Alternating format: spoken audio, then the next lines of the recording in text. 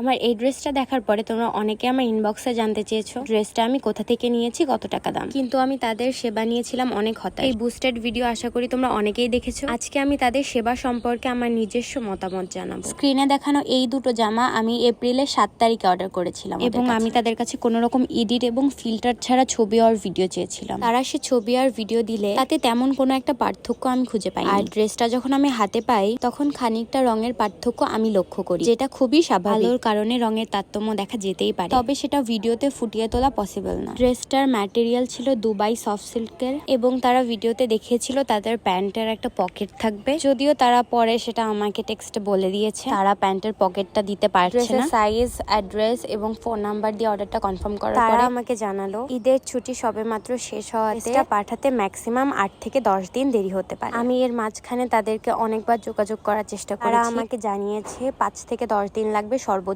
কিন্তু তারা তাদের কথা রাখেনি। আমি বারবার তাদের কাছে জানতে চেয়েছি আমি ড্রেসটা কবে পাবো, 5 থেকে 6 দিন, এই কথাই তারা আমাকে বলেছে। 7 তারিখে আমি অর্ডারটা কনফার্ম করেছি এবং 20 তারিখে তাদের কাছে জানতে চেয়েছি আমি ড্রেসটা কবে পাবো। তারা আমাকে জানায় ড্রেসটা মেকিং চলছে। স্বাভাবিকভাবেই তাদের কথা আমি ভীষণ নিরাশ হয়েছি এবং আমি তাদেরকে জানিয়েছি তারা যদি ড্রেসটা দিতে না পারে তাহলে যেন আমাকে বলে দেয়, এবং তারা আমাকে জানিয়েছিল ড্রেসটা পাঠানোর আগে আমাকে কল দিবে। তারা কোনো রকম কলও আমাকে দেয়।